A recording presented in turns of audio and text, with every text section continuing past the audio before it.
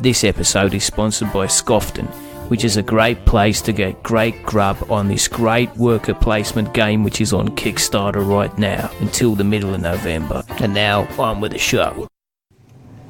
Random Acts of Kindness, Bunnies, Era the Consortium and other RPGs, and Peter Willington from the Staying In podcast.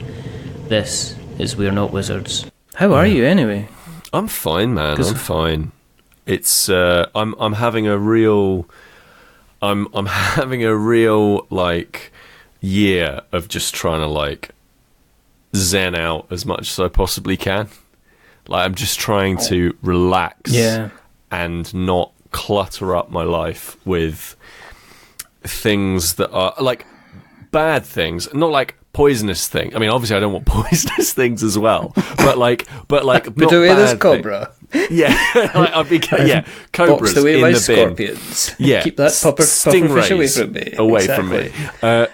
But like I've been trying to like really focus on like going to quality things that I really want to enjoy, but also trying to improve like a work-life balance thing, like trying to actually like give myself the sort of mental space to be able to like chill out in my evenings and like have a nice weekend and not feel like I'm, you know, that I've got to constantly be making stuff or constantly be working or it's been really nice to just kind of lean into like this is what I did last year. 2018 was the year of I should play that, and 2019 is I want to play that. You see what I mean?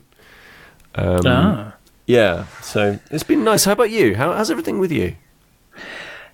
I think I've been trying to. There's an inner kind of monologue kind of going on with me. With kind of it's almost like a 1984's 2 Minutes of Hate type thing. Oh yeah. Well, you know what I mean. You know, you kind of go on social media and you say, well, here's the headline of the day that's supposed to kind of rile you up as much as possible. And I've taken to looking at it and just trying to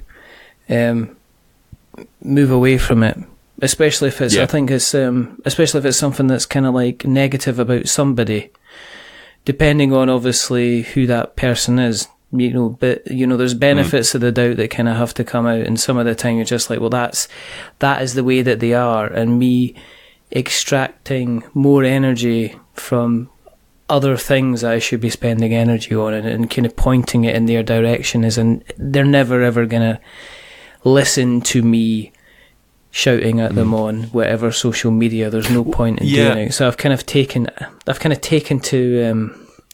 I've always decided that before I die, I'm going to go into my drafts in Twitter and I'm just going to send the whole lot off. And there'll be people that will just have a whole barrage of kind of coming at them, which I think is going to be quite interesting to do. But do you remember that thing you sent to me in 2015? Like, Bush. You know what I mean? Just random. Do you imagine getting that? Just something random just coming in and just going, actually, I think you'll find it's an ecumenical matter kind of thing. And, you know, just kind of doing that. It's just try to focus away, you know. Yeah. I think there's definitely one of the things I really struggled with last year was social media, and like you know, it's really tempting to wake up in the morning, and I definitely still do it, to go onto Twitter and see what everybody like. First of all, there's drama, right? So whatever industry you're in, you know, you might be in you know, industrial cleaning, for example, and there's probably drama in industrial cleaning. It's like, oh, I can't believe that at Vacuum Lover 3000 was saying that the latest Dyson is a load of rubbish. I'm sure that definitely happens. And also like news, right? Like Twitter feels a lot like this canvas upon which to get really upset and angry about things. It feels like Midas's barber's hole. Like it feels like the thing that you shout into to try and get all of the aggression and like worries and concerns that you have out into the void, because hopefully that'll feel better. But as you say, like, you know, I always feel like, because I'm the same as you, like I see other people online and I'm like, And I'm like, how dare they think like that? And in 2018, I might have been a little bit like, and really like stewed on it. And now in 2019, I've been like, okay, there's two things I can either do. I can try and understand their point, or I can just unfollow them. and either is fine. Yeah. I think it's. And I think that's all part of that calming process as well, like trying to spend a little bit less time on the hell site. Yeah, I guess the other thing is actually if you have got a point to make, is kind of like make it in a reasonable manner, so the person's just like, oh, you're kind of like, there's been situations there's always kind of situations that happen. You know what, it's just like today I was reading about, oh, this person's been involved in this, and I'm like going, do you know what, I'm going to give that 48 hours. I'm going to come back, and just like a good slow cooking meringue, we're going to see if that is going to, if it's got any merit to it whatsoever, or if it's just like a kind of a clickbaity type thing. So in order to take us out of that, we've not even done an intro. I'm going to do my usual kind of staying in copycat intro, because I kind of like to do that anyway. I love it every time. I've got the kettle down.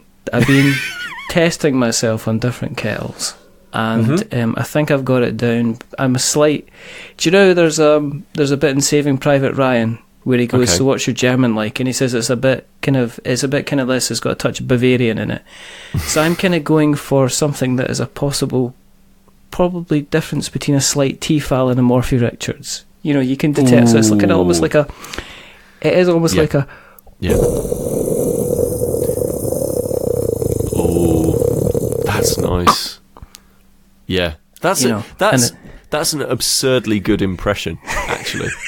I'd like to think at some point in the future, right, aliens are going to invade our land, and they're going to come down with an EMP. They're going to wipe out all electrical communication and all electricity sources, and the one thing that they are afraid of is the sound of a kettle boiling. And I am going to be. That's why they've done it. I'm going to be the person that saves the world by going about and scaring them off with my amazing kettle impressions. What a load of nonsense. I think that's absolutely. I assume that they'll land in Yorkshire and be in entirely the wrong place. They'll be thinking, oh no, like they've got these Morphy Richards all over the place. Who is this? Who is your great leader, Morphy Richards? I think, of course, I'll just say, just call me Richard. And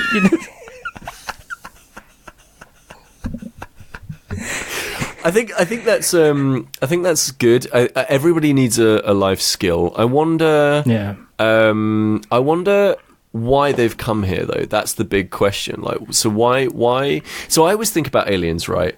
Because I do think that, as a big fan of Star Trek, that I really like this idea that the and this is spoilers if you've not watched the last 30 years of Star Trek, but basically the Vulcans, which are these like pointy-eared aliens, basically, they spend this time monitoring humans. Like it's sort of made out to be a fairly substantial amount of time, and they monitor the humans to the point to which they then get to warp travel, and then as soon as the humans have warp travel, the Vulcans say, okay, we're actually here, this is what we're doing, you can now explore, but we're the welcoming committee because we want to introduce you into the world. And this idea that the Federation adopts it because they're basically like, they have this prime directive in which they don't want to alter the course of history for a non-spacefaring civilization. And I quite like this idea, and I definitely think that if aliens are watching us right now, they've definitely got, their little alien telescopes, and they are looking down on you, making boiling kettle sounds into a microphone with another human being who's, miles and miles and miles away, and thinking, you know what, they're not ready just yet. No, they're not quite there. Not just yet. There. No, not yet. Nearly, but we've ruined it. So, I was thinking. Obviously, it's very, very easy to get kind of ranty kind of shouty and get complainy. And I think there's two things that people need to be doing more of. And I think one of them is secretive good deeds. Oh, that's nice. And what I mean by that is there's a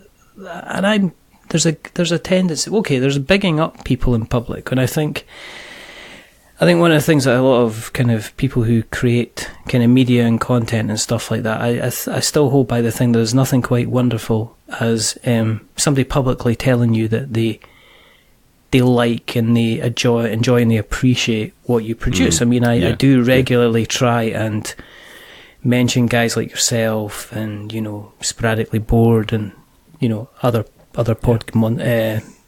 Death by Monsters, guys like that. But I also think there's something to be said for somebody who, and that's a very public thing, and it's like, oh, watch these shows, and sometimes I feel like, am I coming across as a bit kind of sycophantic? On the other thing, I think people should maybe sometimes just do stuff quietly. It's almost like kindness by stealth kind of thing. I think that's I think we're so used, though, we're sort of so pessimistic that whenever somebody does something and you're like, oh, that was really nice, even me,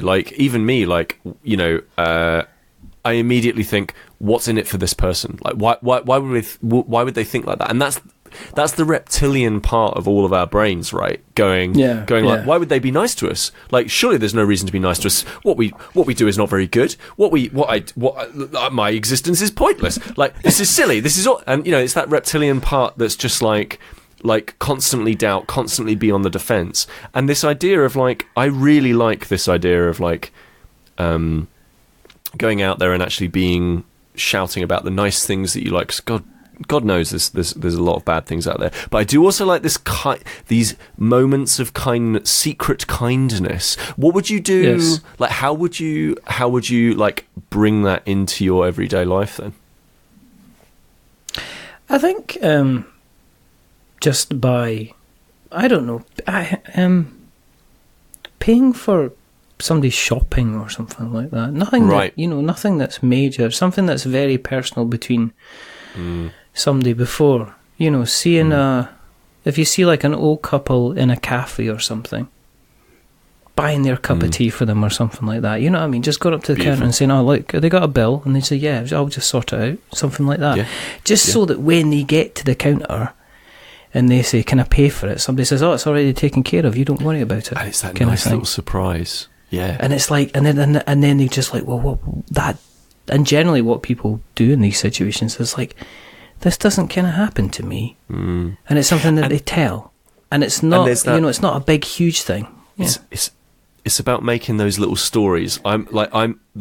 The philosophy I've always lived by is try and make stories, right? Like, your life should be a big even if those stories are sad, or if those stories are happy, or if they're funny or silly or embarrassing, like, always try and make stories. That's why, like, because otherwise you get to the end of your life and people are like, Grandad, what did you do during your life? And you're like, and there's nothing worse, right? I can't think of anything worse than being embarrassed on your own deathbed that you haven't done anything. I'd be mortally, obviously, because I'm dying, but I'd be mortally embarrassed if I, God help me, if somehow I managed to, have offspring in some capacity. I would be super embarrassed if we got to that point and they were like, what did you do? How did you act? You lived through such an exciting period of time, because all periods of time are really, really quite exciting. What did you do? And you're like, I just watched whatever was on TV. Like, I couldn't deal with that. I'd just be like, I can't. So, for example, like, one of the things, okay, here's an example, and now it's becoming an act that is not secret, so I'm going to give this to you. Yeah. But I was in this rather rough and tumble pub in Bristol, which has somewhat of a reputation for the police turning a blind eye to smoking the disco cigarettes out the back. the wacky backy, as some people might also. I believe that's the street term for it. That's why. That's definitely how I always. Definitely, if you ask for that in the street, they'll definitely they know exactly. They'll definitely not shout "narc." And they have this, and basically so I was there, and I'd had a couple of drinks by this point, and I went into the bathroom, and it was to the ladies listening, men unfortunately can't be trusted. Therefore, we have to go into basically what is a trough at some pubs. True. And you know what? Fair enough. And this thing was basically starting to flood. Like, it was disgusting, right? And this guy who didn't work at the pub, but was obviously this like regular, had this plunger in hand, and he was helping out because it was a busy Friday night, and he was there and he was helping out. And I said, this is very good of you, mate. Like, I had no idea who he was. This is, that classic like guy on guy, like, oh mate, we're all mates now, even though I have no idea who you are. And I said, this is very good of you, mate. And he was like, I know whoever it was that works behind the bar, so I just thought I'd help out. I drink here quite regularly, so I thought I'd help out. And I was like, So and then, first of all, first act of kindness, didn't go in the trough he was trying to unblock. I think that's the first major act of kindness. And then secondly, I went out and I put like a fairly substantial amount of cash behind the bar and said, the guy who's unblocking the toilets, do you know who he is? And they were like, oh yeah, he's my mate, whatever. And I was like, the next X number of drinks, they're on me. And I just like gave that thing. I was like, cool. And then walked out into the night because I had to go. And I was like, right, that is the nice thing where somebody will turn up and just be like, no, this one's on the house because of X, Y, and Z, because you were making things nice for other people. And that's the thing. Exactly. I think. Like, one good turn deserves another. And it's not kind of like doing stuff so that other people will turn the attention back on yourself as well. It's very, very important that you're able to walk away from the situation and you're not actually claiming the after chat or the thoughts. You don't own. It's like you don't own that person's feelings of gratitude or anything like that. No, you're not there to get that reward, kind of thing. It's like listening. It's like my bro Siddhartha Gautama would say, right? It's about putting the good karma out there, right? It's about if good. He was onto something, right? Like he was sort of saying, look, if you're good to people, people will be good to you. Not in a, and he didn't mean it in like a literal, like, if I give you this thing, you will give me that thing. It's literally a case of like, the more good things you put out into the universe, in exactly the same way that the more bad things you put out into the universe, the more likewise you will get back. Because if you put bad things into the universe, people are going to get annoyed and angry, and then that's only ever going to be cyclical. Whereas if you put good things out into the universe, it's the same sort of thing, right? You get that good stuff back. So that one time that you help somebody, they'll be like, I should do that. And that's the nice thing, I think. It's yeah. And the second thing I was going to touch on, go on, which is there's quite clearly not enough people that have bunnies in their lives, and I want to address this. Now you've owned a bunny or have a bunny, don't you? I do indeed, and I'd like to take you to task on this one because the thing that my partner and I always say, like, we have friends round and they're like, oh, you've got a house bun, and I'm like, yeah, his name's Taco, he's really fun and silly and he's all nice and stuff. The thing we immediately say afterwards is, never get one. Don't ever enjoy this. Don't get one. Yeah. Oh man. Like, so do you have girls or boys? I've got one, and he's a boy. Okay. He was a boy until we took him to the cleaners and got him knackered. Yeah, well, and now he's enjoying himself, so he's better off for it, right? Okay, so our bun is a somewhat, I would say, melodramatic bun, and somewhat of a prima donna. So and also a little bit ill most of the time. So but basically we decided that we would not pick him up and put him in his house. So he lives in the house, but we wouldn't pick him up. We would always encourage him to go home, right? We would always encourage him to go, but when we need to go to, come on, we need to go to work to pay for all the things that you have. So please come in. So we encourage him back into his home. And to be fair to him, he does that quite a lot. But if he's in a bad mood, he won't. He's also very so every year of his life he's got poorly, and so he had a pretty serious one, which was E. caniculi. Have you heard of this? Yeah, I think so. Yeah, it's do not Google it. It is horrible. But basically, he got this illness, and we managed to catch it before it turned fatal. And it is really not very nice at all. Basically you can tell when they've got it because their eyes are twitching and they keep tracking and all that, with their head, they lose balance and all that sort of stuff. And it was like the most heartbreaking part of my life, the most heartbreaking parts of my life. But also his teeth hurt sometimes, and we don't know when. What? So sometimes he'll be like my teeth hurt, because they're they grow quite fast. So because his teeth hurt, and because he can't communicate this stuff out, because it doesn't really change, the only time that we know that is he goes, I'm not going to eat.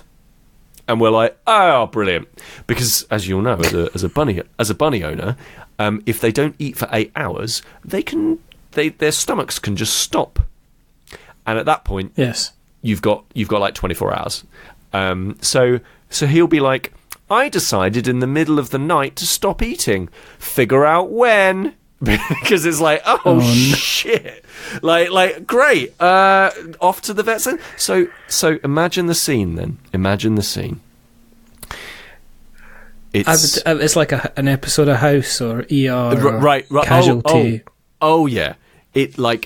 So imagine the scene. You've just wrapped up a wonderful, wonderful evening, right? You've exchanged presents. Yeah. You've had the Christmas dinner. You've had everything that's absolutely lovely, and you turn to your the love of your life, and you say, this was an absolutely incredible Christmas day. What a wonderful time. We absolutely nailed it this year. What an amazing, lovely time. Should we go to bed? Let's go to bed. And you head to bed, and you get the best 8 hours sleep that you've had. You feel so relaxed over the holiday period. You wake up, Boxing Day. Boxing Day, I had a bit of a lie-in. Wonderful. Excellent. What an amazing time we're having. Let's go in and let the bun out. Fantastic stuff. Open up the cage. My teeth hurt. Cool. Right. Great. So this okay. We don't drive. The vets is not open today. Yeah. The nearest vets that's open is like miles away, but we've got to go, because otherwise, this could be really bad. So then you get into the Uber, which on Boxing Day, let me tell you, is they are definitely charging more on a Boxing Day. Let me tell you that. Then you drive over to the thing, and it's like, yeah, his teeth clearly hurt. We'll give him all of this sort of stuff, and you're like, oh, that's absolutely fantastic, thank you so much. Of course, none of this is going to be covered by your health insurance. Yeah, that's absolutely fine. We just want to make him okay. Brilliant. Yep, cool. Give him all the stuff. Brilliant, fantastic. Wrap everything up. He's in his little house, pissed off that you've taken him to the vets, annoyed. He's had loads of bits and pieces, his stuff prodded. And they're like, that'll be £350, sir. Fantastic stuff. What? Okay, I guess I'll call another Uber to take us home. And so then you get him home, and then you put him on the floor, and you're like, I'm so sorry. I really hope that you're okay with all of this. And then he goes straight to his food bowl and starts eating. And you're like, cool. Yeah, no, this is... I'm glad that you're okay. Yeah, thanks. I'm glad that you're okay. This is really good. But you were £70 when we bought you. We thought you'd be a cheap animal, but this one trip is like 5 times your cost. We own you. What are you doing to contribute to this household? Like, all these questions really start to stack up after you've had an expensive thing like that. There's only so many kind of wriggling of the nose and looking up at you with the kind of the doe eyes. They can work. Is Taco a lop then? Yeah, so he's a mini lop. He's a little orange he's mini a lop. mini lop. Right. He's a mini lop. And so I will say this. So they are incredible pets, but they are way more work, I think, than dogs. Like, they are, and certainly like cats. Cats are like, whatever. Like, cats are like, oh, you're still alive? Feed me. Yes.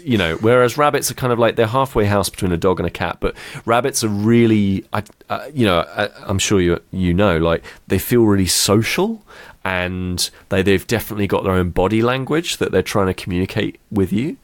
Yes. I mean, does yours do any like physical communication with you? How does it? Does yours purr? No. Does yours? Oh. Okay, yeah. So we rub his little cheeks. Yeah. Which, side note, the other day we rubbed his cheeks too much, and a little bit of fluff got matted, and then started irritating his eyes. Another expensive trip to the vets, let me tell you. So anyway, if you're careful and you rub their little cheeks and stuff like that, and maybe their ears and stuff like that, if they go for a really long time, they'll start to go. Oh, I've heard that. Like, no, I have. Yeah. Oh, okay. Yeah. So that's called like purring or chittering or like. Oh, right. Yeah. Yeah, and it's obviously like the sign of contentment, right? And does yours buzz? No, he doesn't buzz. He does when he's annoyed, yeah, he'll just stand there and he'll do a single very, very loud stomp. Yeah, the thud. He's done it once when he was like, we had to give him a bath, because the thing about rabbits, and this is the wonderful thing they don't tell you, is that get a rabbit, it's easy. It's how difficult can it be to feed a rabbit? And the thing is, their tummies, as you know, are very, very on a balance. Oh, and if you feed them too much or too little, or the right amount of stuff or the wrong amount of stuff, then what happens is that he ends up, if he's not agile enough, or if he can't be bothered, they produce two types of poo. And one of the that's poos correct. they produce they do, it's like a little mound of grapes. Yep. And what they do is they sit there like they've got a bag of they've got a little bag of Boasters or a little bag of Revels, and they'll just sit away and they'll just chew away on these things, just and munch away. Their stomach. Yeah, they'll just munch, they poo, and they'll eat. And the other thing is they'll produce these really hard golden balls. Now, sometimes if they're producing the wrong thing at the wrong time and they can't be bothered, you'll end up occasionally with a clump of poo at the back. Yeah, and obviously, obviously they're, I can't get rid of this, and you're like, cool. Oh, no, I guess thanks. it's a trip. It's like, I guess I'll get the scissors out and like freak myself out that I'm about to chop something off, or like, you take them to the bath and the little thud that they do. Yes. Yeah. So we get that. Do you get the whining? Have you heard the whining before? Only slightly once, but he's more of a thudder. He will just go, I know what you're about to do. Yeah. Now let me explain to you in my 15-point PowerPoint presentation why I feel this is not the correct course of action, and how if you just let nature take its course, then this will be the fine way to do things. And let me explain this to you in a single thump.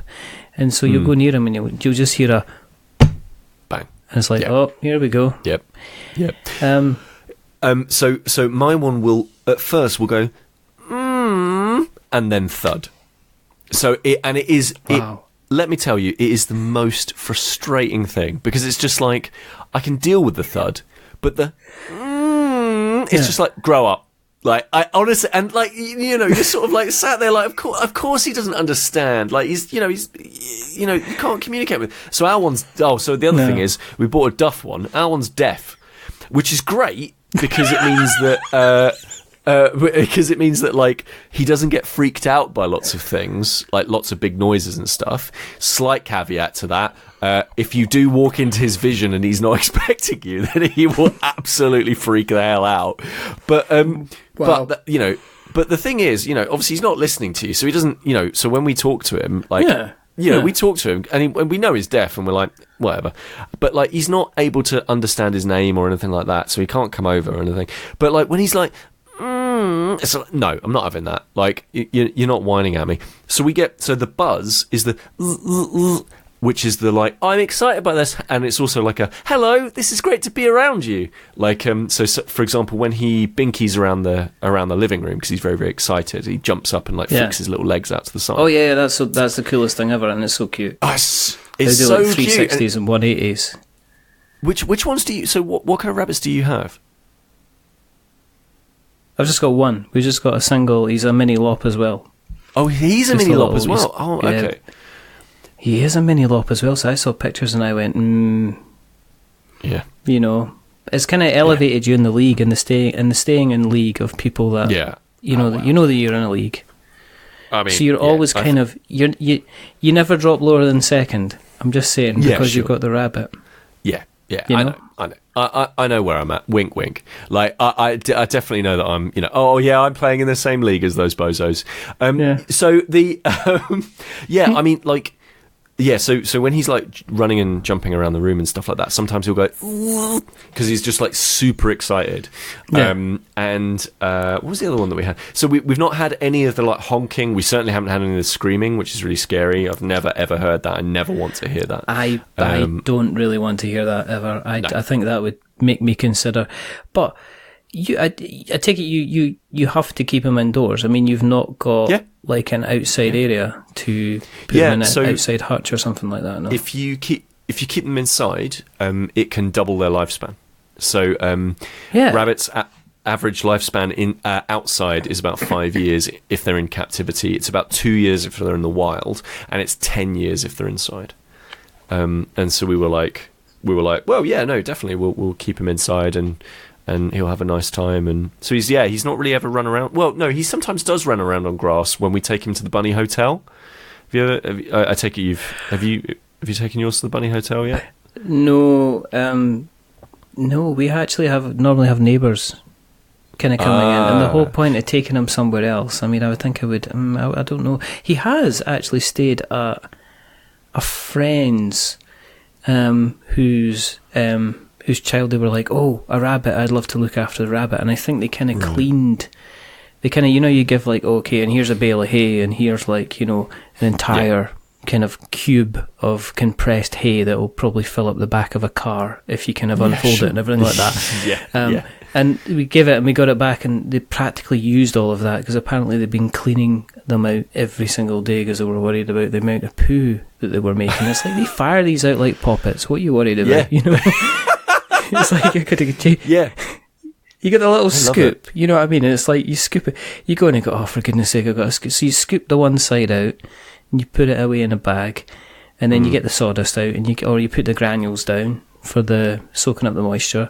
You put a little bit of sawdust back on top. You turn your back. You literally turn back round, and all you've got is and there's like a little pile of like. And I'm like, exactly. It's like, oh, look, I understand you're trying to make a tall ship here, so here's some cannonballs for the cannon, just for you. Oh, thanks, the right colour. Thanks very much. Thanks, Billy. I hate it. I think there's a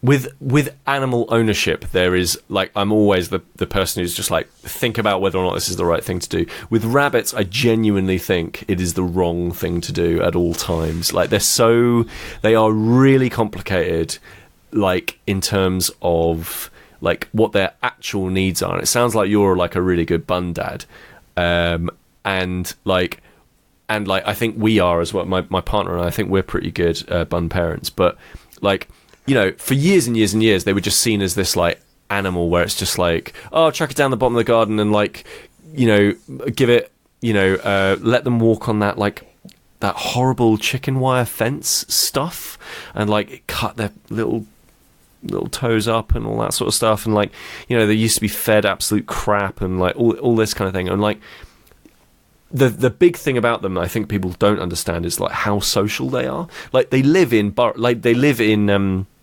a group of rabbits is called a nest, and they live in nests of rabbits, right?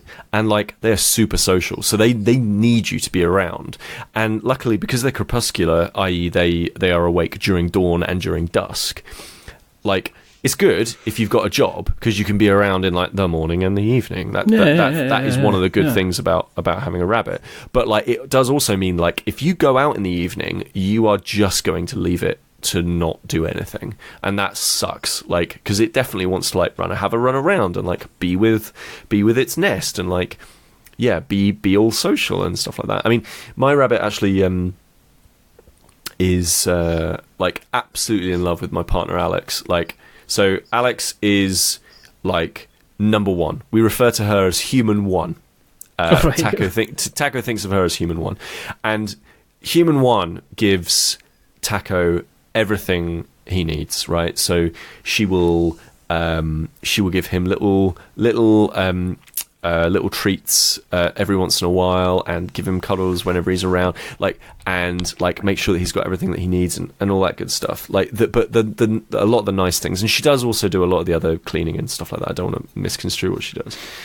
And then I am the one that always picks him up and like makes sure that he has his nails clipped, and make sure that like he's got a clean ass, and then like make sure that like he's got all this other sort of stuff. And so I am very much human too. Like I am like, so he'll come over to me, I'll be sat on the settee, and I'll be sat there like playing a game, and he will look up at me like, and he'll be like, I want cuddles now. Like I want you to cuddle me. And he'll look at me, and he will not go away until he's got them. So I'll then have to, and he's not going to come up on the sofa. So I need to sit on the floor, you know, ruin my back and neck, and like, you know, give him this cuddle. And then he's like, I'm bored now, and like go off. And then he'll just go and sit with Alex, and he'll go and like flop down by the side of her, and she won't be paying attention to him, but he'll be like, this is the greatest. I feel so comfortable with you. This is so wonderful. Whereas with me, he's like, don't pick me up. Give me this cuddle, and that's all you're getting. Like, you know, like a little bit sort of, you know, very demanding. Very demanding. I think we're guilty of not letting him out enough, I reckon. And he'll come out and he'll go under the table and he'll sit there, right? And he'll just look at you and he'll be like, this is where I am. And it's like, well, why didn't you just sit in your cage? Well, I'm under the table now. I like being under the table. Yeah, it's kind of something different. You know, would you got another one? Because one of the things you said, you know, obviously they're kind of pretty kind of family company orientated. Yeah. Did the decision to get two, did that cross your mind at all at the time? We were literally holding two. And there's this tiny little black, beautiful little black-coloured girl mini-lop, and it was like his sister. And we were like, and I was like, she is amazing. She was so quiet. She was just sat there, wasn't doing anything. He was trying to struggle. He was basically like, I want to get out. I want to go I'm going over here. I want to do all this sort of stuff. And like, he did not give a crap. And she was like, I'm so sweet and lovely, and I'm just going to sit here and enjoy this lovely. And he was like, no. And we went with one because basically we were like, well, we want him to bond with us.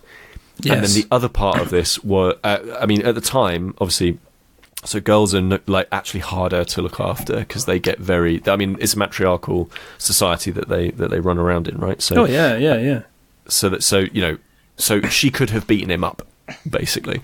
And the other thing was like, now, no, we definitely wouldn't get another one. Like it's been incredible so far, and it's been one of the best and worst things I've ever done with my life.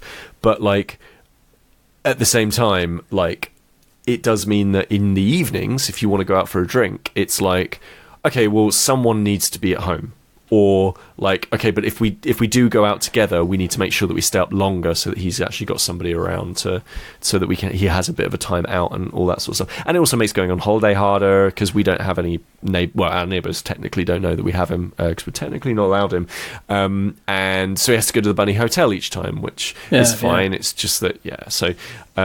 But again, they don't necessarily know his like needs. So, for example, if he like starts showing one of his thing, like his like if he starts to like, I mean, he's fine with the ecanicular thing now because he's absolutely on top of it. But if his teeth start to hurt and stuff like that, they might be like, "What is going on?" Whereas, So I don't know. Yeah, it's as I say, really lovely, but also, it's tricky, man. It's challenging. See, I now have to obviously take back that thing about the world needs more bunnies, because quite clearly from the conversation that we've had for the last 20-odd minutes, the world does not need. But you know what, mate? It bunnies. Doesn't matter because the bunnies are gonna put more bunnies into the world anyway. Like that's literally how they've survived this long. The incredible thing about the rabbit is their evolutionary advantage is they can just outbreed death. Like it's incredible. Like that is literally their, like if you think about it, they are a fairly easy to catch, easy meal, warm, easy meal. Like they are not that difficult. But and they have an airborne disease that nobody knows how to cure. And every 8 years comes along, just decimates huge portions of the rabbit population. But their evolutionary advantage is they're like, we know how to outbreed. We just this. breed like you know what I mean. Just watch us. You want to see us breed right rabbits? Yeah, let's live up to the namesake kind of thing. Watch this nonsense. But yeah, it's so I think the world can have as many rabbits as it wants, but like these people who are like, oh, we'll get a really easy pet like a rabbit. It's like you should get a gerbil. Like you should get a hamster. Like that's actually what you want. Or a shark. Yeah, pop a shark. It's like in that. a tank. It's like my brother's got a tortoise. Yeah, and he's got like a list of things he's got to do, and he's got like a special cage for it, and it's got certain kind of things that it's got to have, and certain things it doesn't have to have, and they move incredibly fast when they want to move. They move like lightning, and a lettuce is never going to survive in that type of force and pressure and stuff like that. It's just never ever going to happen. Yeah. I like him. I would probably get another one. I would think I'd probably get another one. I'd probably be tempted to get two. I think we only got one at the time because we weren't sure. But my brother just got two, literally the other week. But that's the thing. Like, if you become a rabbit person. Yes. Like, I think that, if you can get into that in that way, like, I think that's beautiful. I mean, you've got a young family, right? So, it's cool that you've got, rabbits are really cool because, I mean, I don't mean to presume, but like, I assume that you're not going out every evening to the theatre or whatever it is that young people do these days. So, I would assume that, that means that you can be around for the rabbit, right? And that's really, really lovely. But like, if you're like a hip, young 20s something, not that I am, but like a young 20s suburbanite or something like that, or Londoner or something. Who's he talking about? Yeah, exactly. Yeah, it's certainly not him. But like, if you're living in like a big city and you like going out every night, and you're like, I know, I'll get a rabbit. That'll be easy. It's like, nah. Oh man, isn't this a podcast about? What is it about? Board games? Have you played Bunny Kingdom? I've not played Bunny Kingdom. Is that enough? Neither have I. It's a game. It's a game by Yellow, and I'm trying to potentially. I'm thinking about getting hold of it. There you go. That kind of covers off the. Okay, that kind of covers off the board. Have you been playing any board games recently? Have you managed to get yourself anything to the table? Let me go and hold on. Let me have a quick. A little glance at the old. I've been more RPGing actually, and not actually playing RPGs like every great RPG fan. Just reading them and thinking, boy, I wish I had friends who live nearby. And yeah, I've been reading a lot of RPGs recently. So and trying to figure out where the fun is in RPGs. I always get interested, and this is my video game production stuff. and also video game journalism stuff rearing its head here. I'm really interested in like what makes a good role-playing game, tabletop role-playing game, and so I've been reading a lot of them. So I've been reading Batman the role-playing game, which is like this old Mayfair thing from like I think 87 maybe. Reading that, reading Fate Accelerated, which is like the swifter version of Fate Core. Reading, I just got, what did I get? I just got one called Stalling, totally not stalling for time here, where I go onto the internet and start looking up the name of this RPG, which it's fine. It's good. Fine, it's still, no, he's not. Oh my goodness, everybody, look behind you, there's like a huge meeple. Yeah, there it is, look. That'll distract them. There it goes. There they are. Hands. They're looking a different direction. They'll be alright. So that's fine. So it is called... Yes, so I got a game recently called Cogs, Cakes and Sword Sticks, which is from... the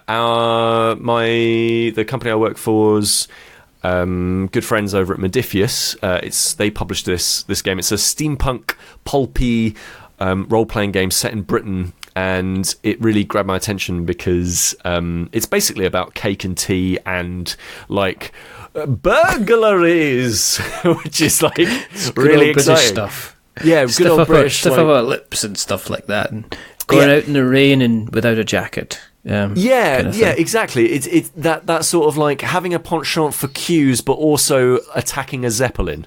So yeah, it's that kind of level of stuff. And also, I've been reading. Do you know the series Era? Have you heard of Era? Yes.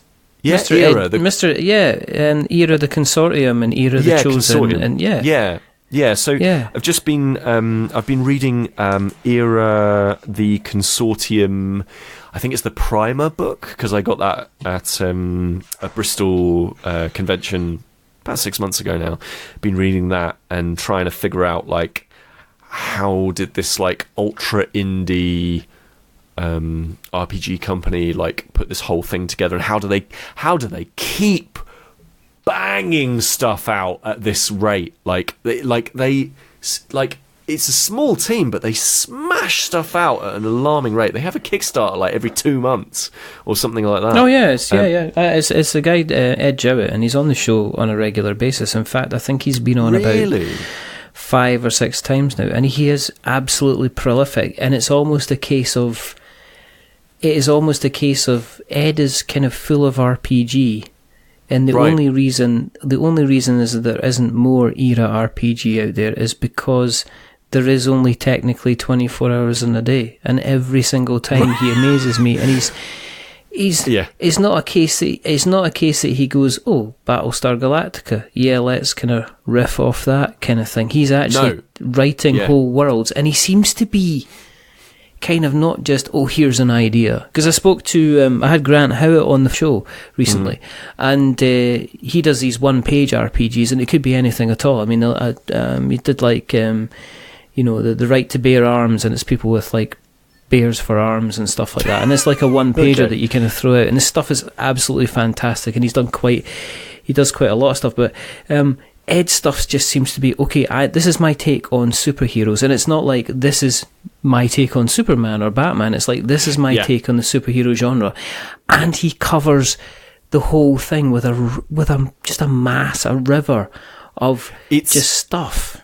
It's like when I was reading it, and like I found the system itself a little bit too I'm not. So I also read Fiasco. I'm not Fiasco levels of like I just want to do it. Basically, Fiasco could literally be boiled down to a single page that just reads do improv, but like Era is a little bit further in the direction than I like of like stats and structure.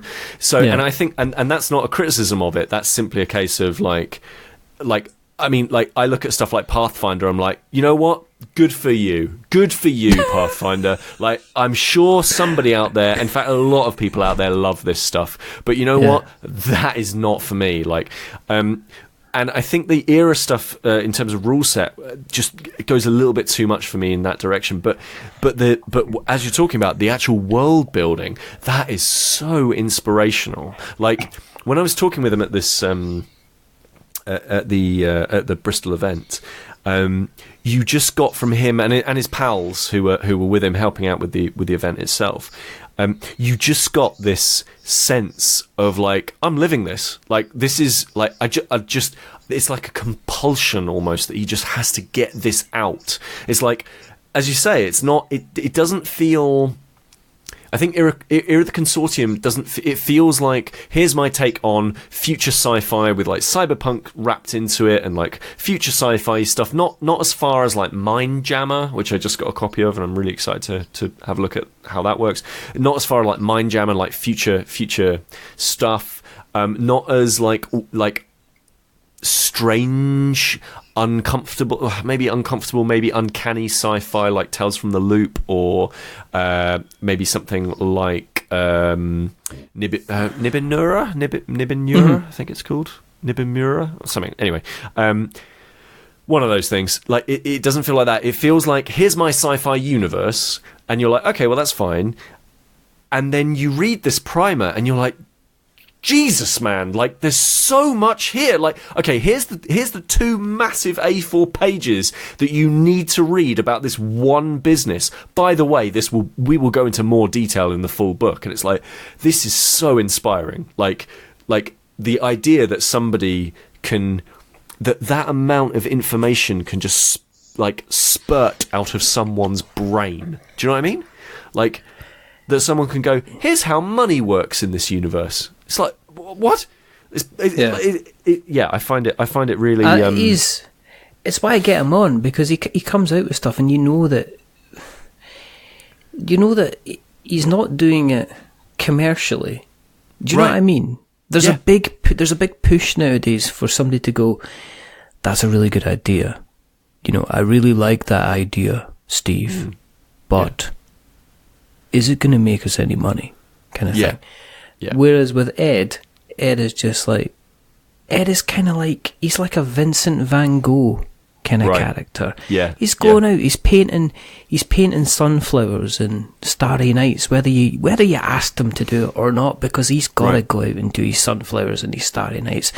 And I think it's people looking back and discovering it, like yourself, are actually kind of appreciating the amount of work that's kind of gone into it. There's something beauteous about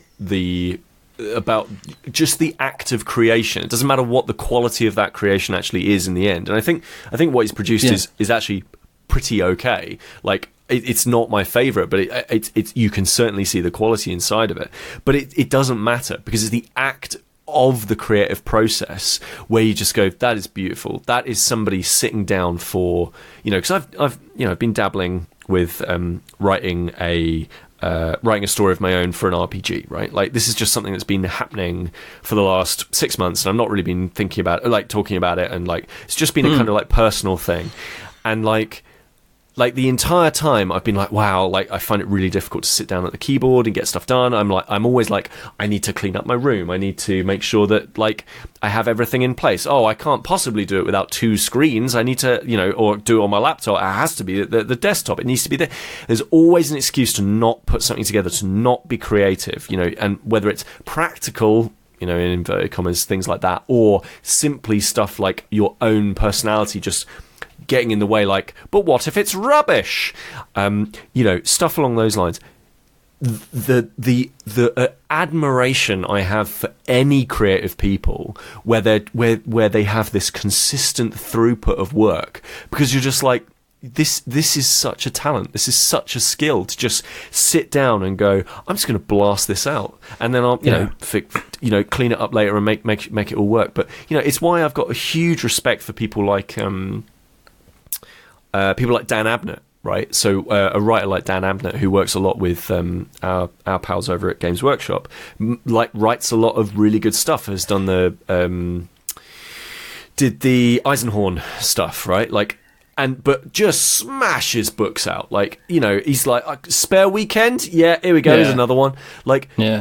but and they're very good, but like it's just that admiration for a person like that where they go, I'm going to write 300 pages of a novel and I'm going to do it in X amount of time. And you're like, that is terrifying to me. Like as somebody who's dabbled in that stuff, it's like, wow, that's so, I wish I could get into that mindset. I think it comes down to, it's the mindset. I think that they've almost got over that bit where they're like, I don't care if anyone thinks it's good or not. Right. I'm sticking 3,000 words down here on a page. Yeah. And that'll be enough as a kind of a good start. And it's such a debilitating thing to have to sit down in front of a blank. I don't think it's worse sitting down on a blank piece of paper or sitting down with having written 257 words and going, these are the worst words that anyone has ever written. Yeah. I can't even look at these words. These are absolutely terrible. That isn't even a sentence. You know what I mean? And meanwhile in the corner, somebody's going, I've got sore teeth. Yeah, infuriating, isn't it? But I just feel like it's so wonderful. So yeah, RPGs, man. Like RPGs are. There's something. I kind of feel like RPGs are the next big one. Like you see these things with like Critical Role, and obviously like they're making money off of other people's creativity, but like yeah, I mean they're making so much, but like it feels like there's a you see it with Wizards doing D&D, like putting out more and more and more content that is like very much in their own universe and like building out the D&D brand. Like you kind of feel like they're really pushing for RPGs to be this thing. You see it with companies again, you see it with companies like is it Cubicle 8? Is that what they're called? I want to say they're called Cubicle 8 or something. Yes. Hold on. I will totally not go back to my browser and have a look for the Cubicle 7. No, not quite. Not quite Cubicle 8, is it? It's one less. But like Cubicle 7. Cubicle 8 is where they're aiming for. That's where they're aiming for. They want to be Cubicle 8. And in that case, just Cubicle 7 because they found some success. Yeah, exactly. But you know what? I believe in you, Cubicle 7. If you want to be Cubicle 8, I believe you. But like again, like you can see how they've been doing stuff with like One Ring and other products and that kind of thing. You see it with the Shadowrun series. Like they're all building and building and building, and you kind of feel like there's going to be this like mainstream acceptance of RPGs in the way that board games currently enjoy. Like there is like board games are not. They're no longer like what, like Mousetrap. There is still that with RPGs. There is isn't that for dorks? Whereas with board games now enjoy this much more like, oh yeah, no, I went to a cafe and like played a board game. It was really, really good. Turns out board games are really good these days. Yeah. Like board games are kind of going through that and enjoying the increased success that comes with. And I kind of feel like war games and RPGs haven't got that yet. Like war games are still toy soldiers for dorks, and RPGs are still even ugly folks like to pretend to dress up now and then. It's very it's very, and it's upsetting because it's like you go and play games like so I played Honey Heist a little while ago, and I think games like Honey Heist and other like one-shot really fun things along those lines, they're actually really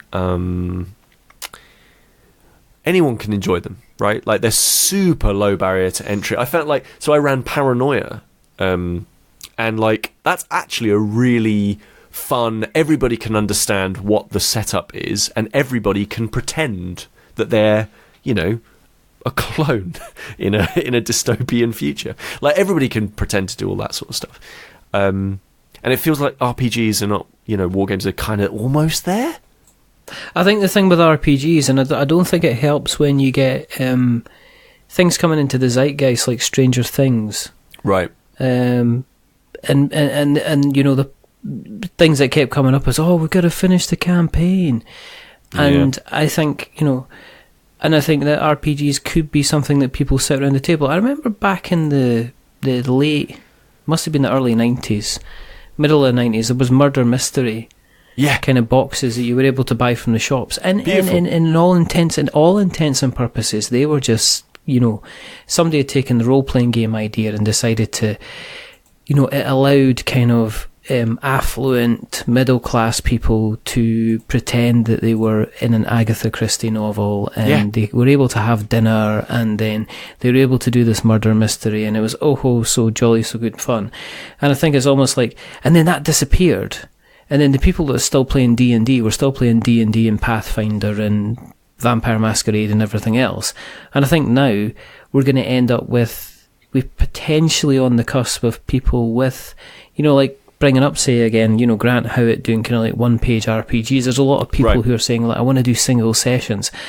I can't do a campaign, and my friends are interested in just having a laugh. Let's all have a couple of drinks or, whatever, and let's just have a little bit of a role play with a very simple system, and we all have a laugh, and we can pretend who we want to be, and then we can all walk away at the end of the night, and we don't need to gather up again in 2 weeks' time to do exactly the same thing again, because that never bloody works, because, you know what I mean, because Sonia's never available, kind of thing. Right, but that's the thing, like, if we want, like, board games, the beauty of board games, I think, is that they actually appeal to an older demographic than traditionally video games do, right? Because video games always require this extreme hurdle for you to get over in terms of barrier to entry, right? Like, you're essentially playing using a remote control car controller, right? If you think about what a video game controller is, there are so many buttons and so many things that they do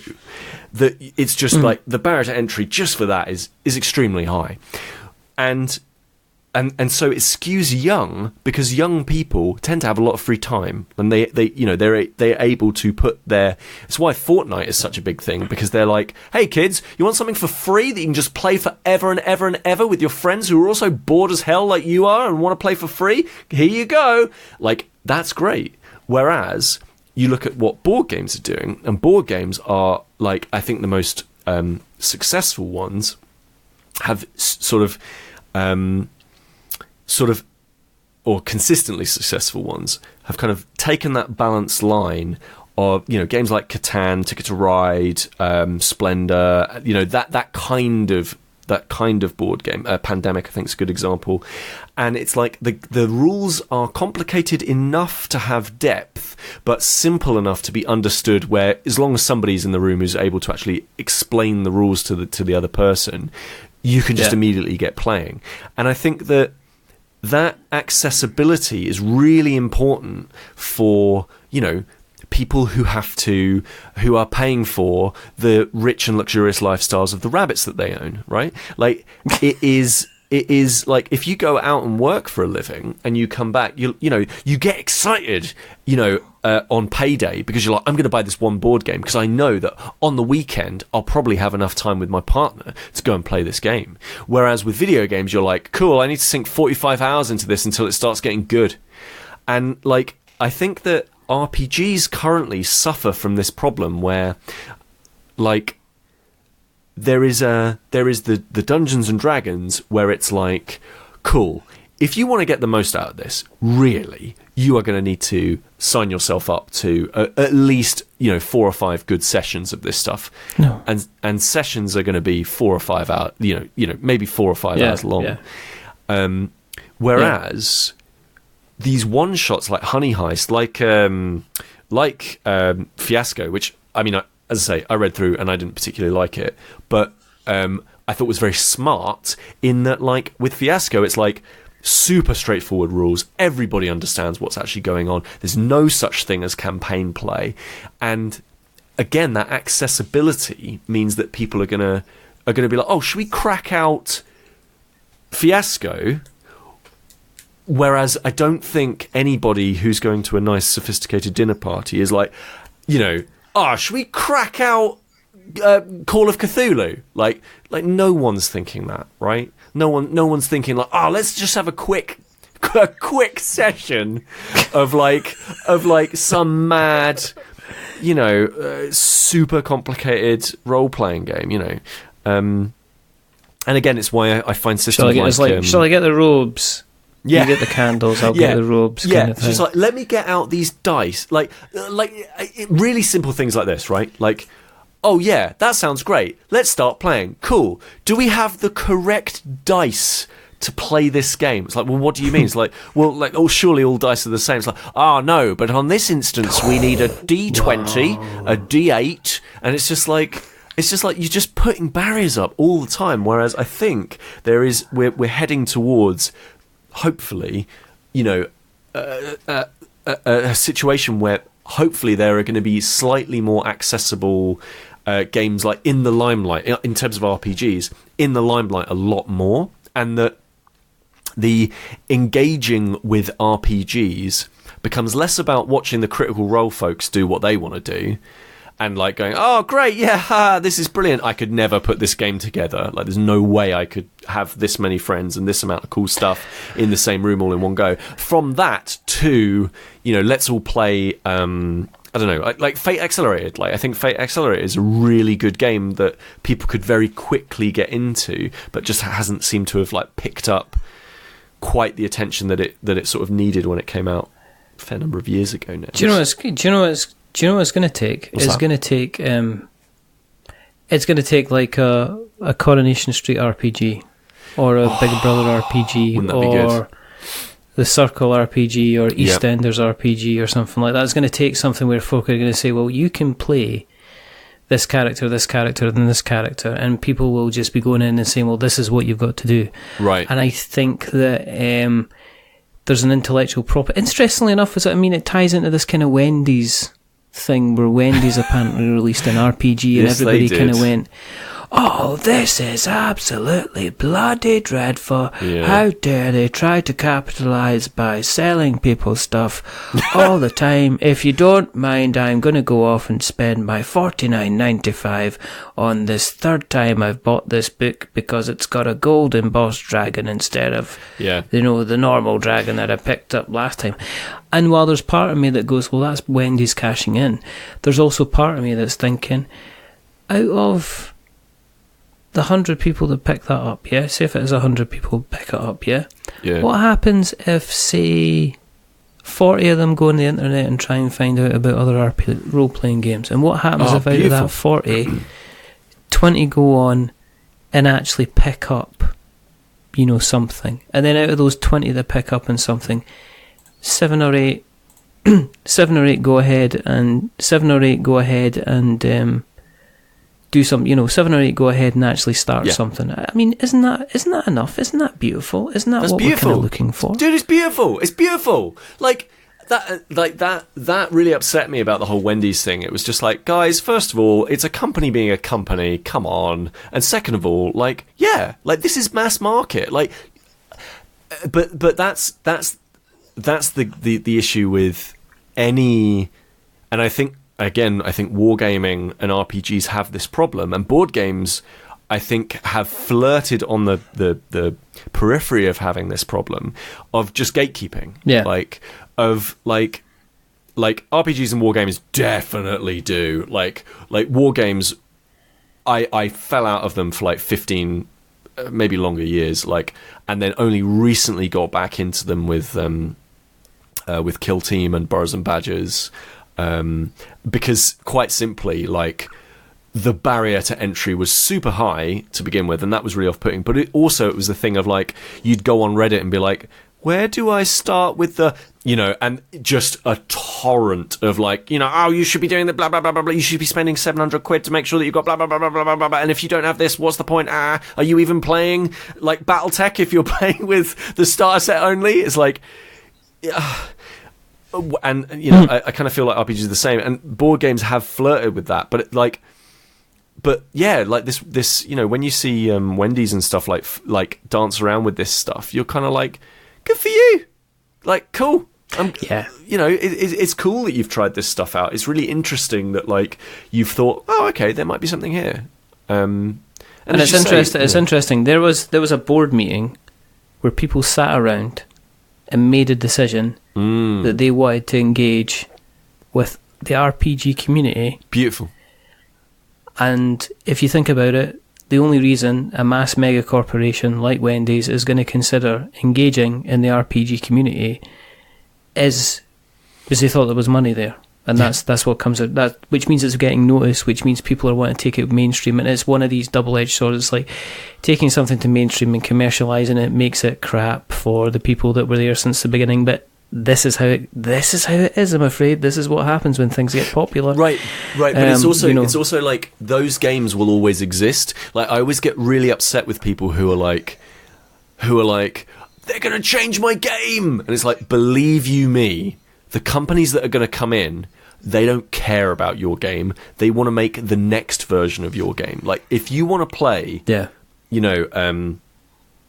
you want to play the, a Historics miniatures war game that requires, a £2,000 outlay per side, and God help you if you've put if you've added the wrong green to the sash of the rifleman, because otherwise you're not playing in my town, Sonny. Like, they will still exist. It's just that, it's not going to be about that only from now on, and that is the double-edged sword of, I wish people understood my hobby, to then people going, I understand your hobby, I don't like this, I want this, and then that going off in that interesting direction. So there's a lot going to happen. It's kind of exciting times. It's kind of good exciting times. Yeah. Very, very, very, very good. On this show we do have guests. We've had Ed on that talks about, obviously, Ripigas. We've had Deborah on, who was talking about the Everyverse kind of RPG. For people who haven't kind of listened to the absolutely fabulous Staying In podcast. Yeah. Because I was looking at our Skype chat, and do you realise the last time we talked was, can you guess? Can you remember when it was? Oh, do you want to tell you? It feels like a few months. It's surely not more than 6 months ago. It was January 2018 was the last time we had a Skype chat. That's too long. I'm actually upset. I'm actually very upset about this. I'm quite upset with that as well, but time, I think it's probably less than that, but these things can happen. Don't like it. Staying In is one of these podcasts which I will put it on when I'm gardening. I will put it on when I'm relaxing. I will put it on in the car. It's just absolute. It's like chicken soup, wrapped up in the most crustiest bread, and it's absolutely nourishing and fulfilling. But what would you say to people if you wanted to tell people what Staying In is about, for people who haven't heard it before, and you bloody well should have? It's like we always made it. It should feel like you're just listening to your friends having a chat about just like we call it like quote geek culture kind of stuff, but like that's a bit too highbrow. It's really like every fortnight we sit with, basically, best friends sit together and talk about the things that they really like. We try and avoid bad things, and so we talk about these things we really, really enjoy, and we kind of try to talk to each other normally. I know that sounds really strange, but like we try and really not we talk like Chris talks on that show like he talks to me when I'm on the phone with him, right? He is like that, and that's what I love about it, because I hope it comes across as really genuine, it's just nice, hopefully nice folks talking about nice things that we think people will like, and it's nice. If you liked this conversation that we've just been having right now, I kind of feel like you would like it, because it's like it's just rapping. It's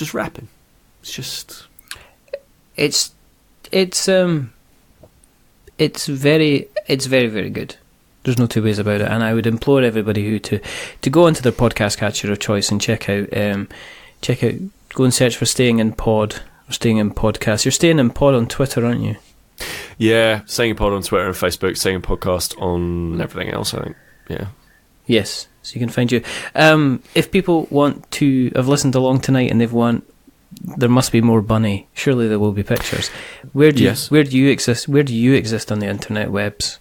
Well, the web's internet is, for me, over on...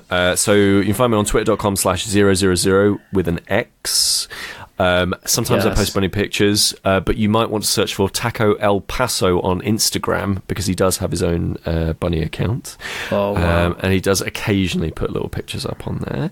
You can find me on there as well. The other places on the internet that am I allowed to do a cheeky plug for a thing? Can I do a cheeky little thing? So my work, I work for a video game studio, a lovely video game studio. We just did the port for a game called Megaquarium, which is an aquarium management game. And it's so the PC version's been out for ages now, but we've just done the Nintendo Switch, Xbox One, and PlayStation 4 port, and they come out... 2 or 3 days from now. It comes out on the 18th, I think it is. It'll be here by the weekend. Yeah, I'm really excited for it. I've had almost precious little to do with it, so it's actually turned out really well.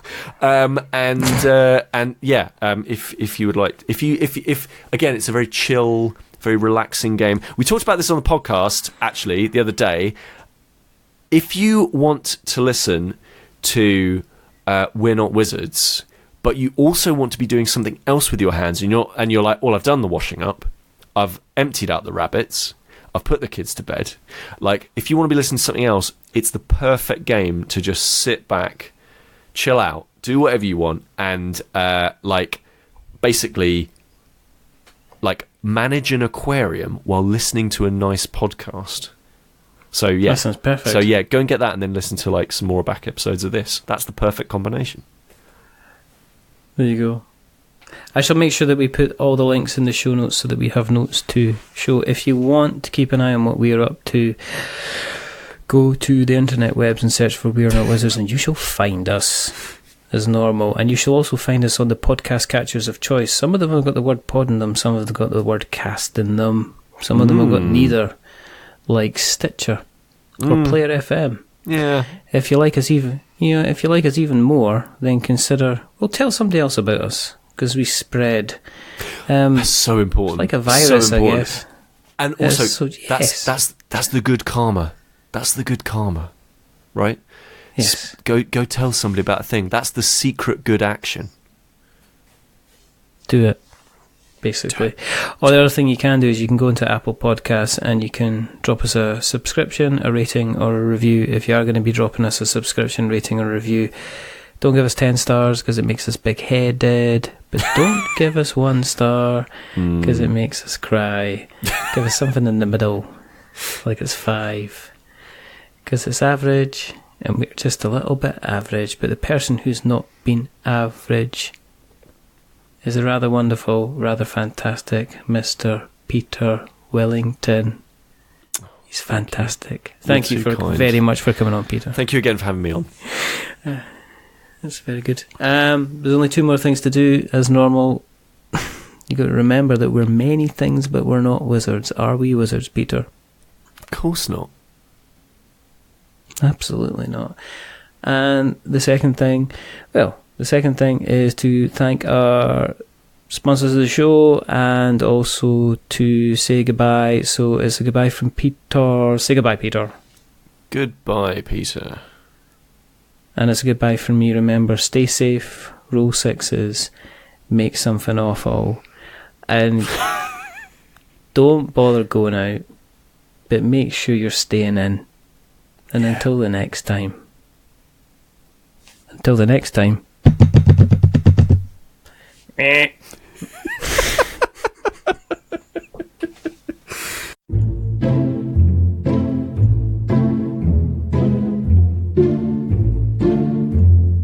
A wizard is never licked.